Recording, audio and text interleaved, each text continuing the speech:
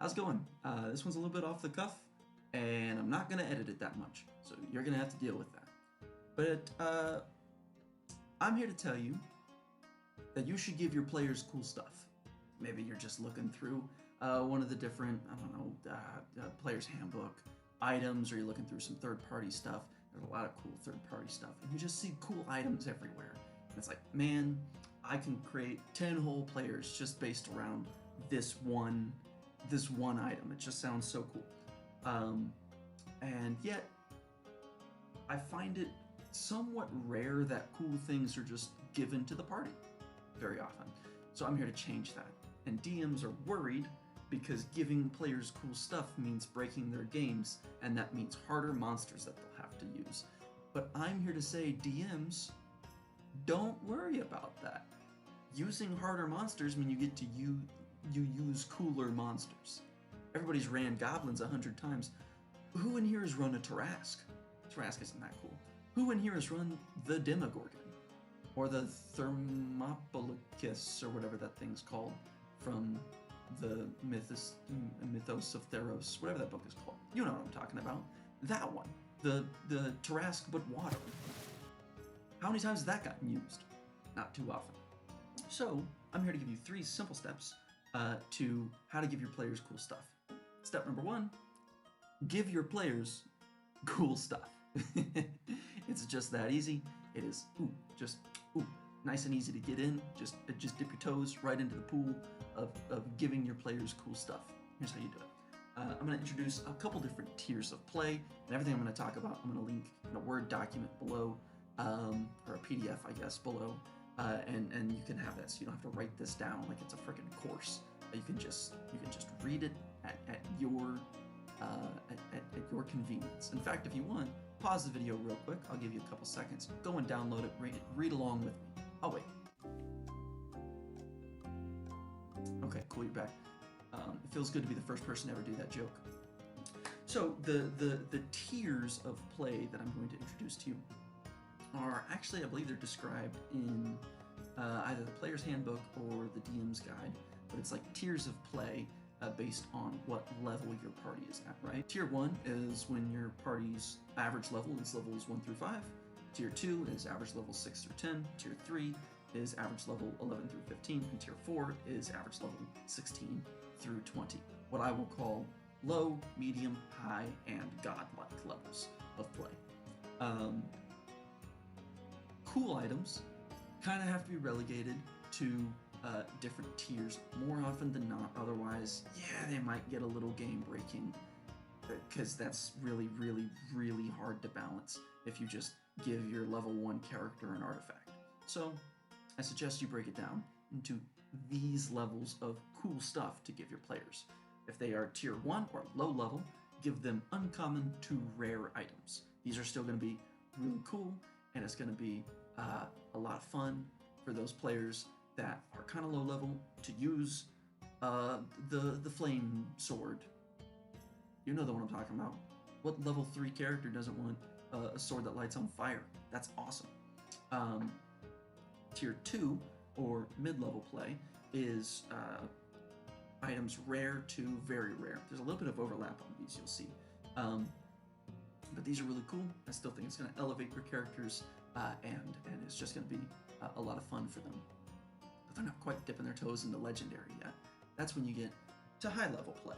That's going to be your very rare to legendary items, and then tier 4, your godlike tier, is going to be legendary to artifact. In these tiers of play, there are a couple different things that you're going to have to do to, oh, you got it, step 2, balance your encounters. That's just the, yeah, it's just, whew. Nobody likes to hear that, because that's hard. Balancing your encounters is hard. And the CR that Wizards of the Coast has created for a lot of monsters is not very reliable, and a lot of people have made much better videos covering that topic than I will ever do, so it's not really worth me delving into why CR is broken, but just trust me that CR isn't very reliable all the time, and you're gonna have to change the way you balance encounters. If you use the encounter builder on D&D Beyond, essentially you're just always building deadly encounters. That's kind of, if you're not building a deadly encounter, it's going to be kind of an easy encounter, essentially. But as you might have seen, if you paused the video before and you pulled up that PDF, I've changed things a little bit. You might be scratching your head, going, well, "This is confusing." It'll be better. I'll explain it, and then we'll both be in the know, and it'll be good. And this is just the ramblings of my ADHD brain going here. So, if you are, minions come in 3 different tiers, and those tiers change based on what tier of play you're in. I gotta think of a better name than tier, but just go with me on this. As far as minions go, you've got low-level minions, or LM on the PDF, medium-level minions, or MM. I didn't really want to go with MLM, so just MM for short. And then you've got high-level minions, or HM on the sheet. You can see under each different tier that the CR range for your low minions, medium minions, and high minions change. And that's because your players level up. And so, of course, monsters are going to be easier to fight. If you give them goblins at level 1, it'll kill a party.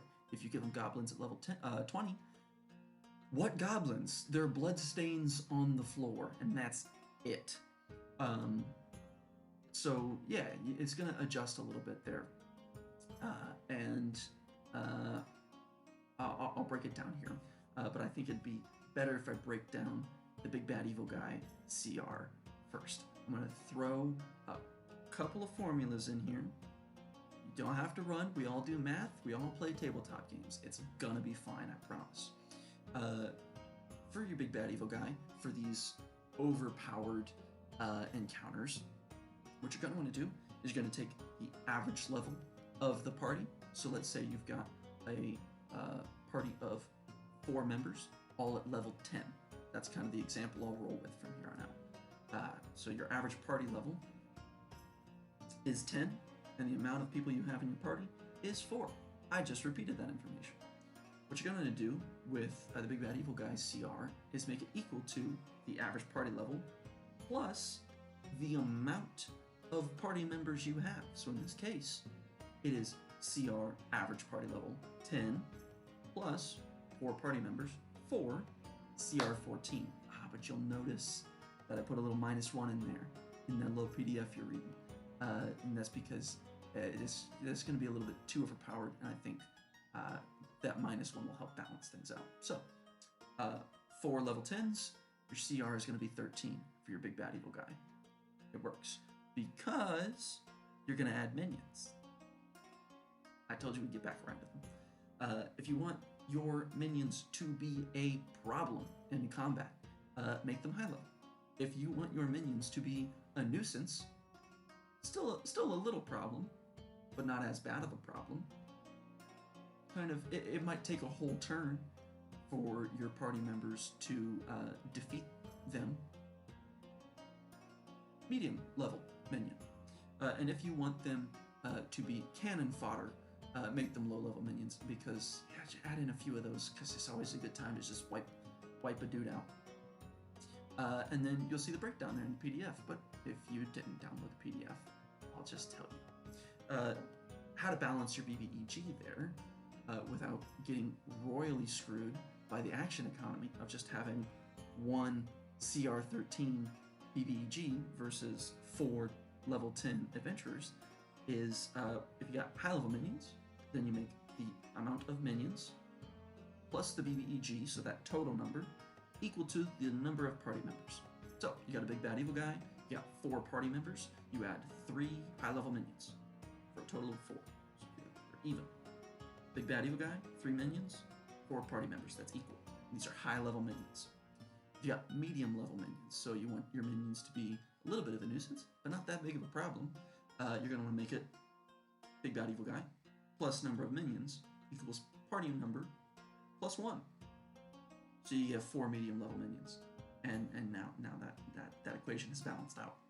And if you want your minions to just be fun little blood stains on the floor, then you're going to use Big Bad Evil Guy plus the number of minions plus the number of minions equals party level, number of party members plus 3. Don't have 7 figures on this hand, but imagine I do. You would have Big Bad Evil Guy plus 7 low-level minions. And there you go. Pretty self-explanatory, I think. But I think this is a really good way to balance out the encounter, and I'll explain a little bit more as to why. If you want your minions to be a problem, then they cannot be that numerous. I made that mistake when I ran a little one-shot for a couple of friends of mine, and I had 2 fully min-maxed level 20 characters against a single Lich and I think 4 or 5 Revenants, which are all CR5. And they were, it was not fun for them or me, and it was just a bad time because I got screwed by action economy, and I didn't balance things well. So follow these rules a little bit, and you will make the perfect overpowered encounter. Again, do not do step 2 unless you have done step 1. Give your players cool stuff, then let them fight hard monsters. This does a couple things. It lets you, the DM, use really fun monsters. And 2, it lets your players feel pretty powerful. Everybody likes rolling lots of dice. Everybody likes rolling big numbers. Everybody likes feeling powerful. So do that. And there's a third step, which is adapt. What I would recommend is this. If you are not used to this style of play, you are used to maybe DMing being very stingy because you're maybe stingy is the wrong word, but just you don't give out a lot of stuff because maybe you're not sure how to balance that very well, and you're afraid that things will get off the rails and it won't be a lot of fun, or you'll accidentally TPK your party or something like that. I understand, and absolutely no hate towards you, or that style of play.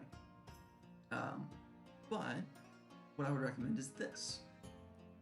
Take a little break from your campaign, run 3 sessions, maybe 5, up to 5, and play like this, where you give out a bunch of cool stuff, make it kind of low level, make it anywhere in the tier 1 range. I would recommend maybe level 3, and give them all some rare stuff. Let them run for a couple sessions, see how you like it, maybe level them up once or twice, and see what happens. It's not a lifelong kind of commitment, or it's not a long-term commitment, I should say, and I think it'll be a good way to dip your toes into how you want to play, or rather into this style of play, and I think it'd be a lot of fun. But if you get into it and you're like, oh shoot, the monsters that I picked don't really work, don't really know what happened, adapt in game, and that's easier said than done. I know. I like to think I'm good at adapting mid-encounter, but maybe my players might say otherwise. This is the part that's the hardest, I think, in this whole thing. But if I say so myself, I kind of make that sound harder than it has to be. You might not have to adapt at all. In fact, I rarely do. I have had to in the past, but it's not often. I think if you follow these rules, you will rarely have to adapt. And when you do, I think it'll still be fun. Because this game is fun, and if you're with a good group of people, good group of friends that you love to hang out with, then it'll be fun no matter what. I would recommend, if I could recommend one thing, it's choice of minion, right? I believe some dragon wormlings are CR2, and I don't think they make for great minions. I would recommend reading the monster's description to give you a more accurate taste of whether or not these guys are going to be good minions, or whether or not these are standalone monsters. Maybe they're loners that you find in the wilderness or something, or maybe they themselves are a small nest of creatures or something like that. But yeah, that's what I would recommend when it comes to minion choice. I've actually got a video out about every monster's personality in the monster manual. That might help you decide. I'm also going to be coming out with a video that is the sequel to that video, hopefully soon. I'm working on it currently, and thought I'd take a break and record this one. So that might also help you decide what's a good minion to put in here, and what should be a standalone monster, even though it's in the right CR range. So good things to keep in mind there. One last point. If you're running a game that doesn't have one big bad evil guy and a bunch of minions, and you're running where your big bad evil guy, even just of this arc of your campaign or whatever, is a group, say like a Coven of Hags comes to mind pretty easily, where they're all pretty much the same level. There can be a little bit of variance in there, but not usually. And you want to run those against your party, but you still want to make it overpowered because you gave a bunch of cool stuff. How do you do that? I've added that at the bottom of the PDF. You can see that as well. But essentially, you take the CR for each individual monster, should be the average party level divided by 2 plus 1, and you round down. So you got that 4 party members of level 10. The average party level is 10, so you divide that in 2. That's 5. You add 1, so that's 6. Round down, you don't need to. Your average CR is 6. And the number of members in the group should be the number of party members plus 2. There's a little bit of a power creep there, I think, the player's way, but that's okay because they're overpowered anyway, so let them feel overpowered. If they were level 11, you divide that in half, that's 5.5, plus 1 is 6.5, the CR then you round down to 6, that is how that would work out. And if there's 4 of them, then the number of members in that Hag Coven would be 6, because it's the number of party members plus 2. Pretty simple, pretty self-explanatory, I think. And again, the PDF is down there. Go download it. It's absolutely free. And yeah, thanks for watching. This has been my shower thoughts and my ramblings for the past couple of days. My internal monologue, if you will. If you use these rules, and if you use any of my rules that I've pitched on this particular channel, let me know in the comments what you think. If you would change anything or what you did change at your table, comment below and let me know. But other than that, I guess I'll go back to working on that other video that I've now promised you, and I'll stop procrastinating that one after I finish editing this one and the PDF. That's all I got, guys. Take care.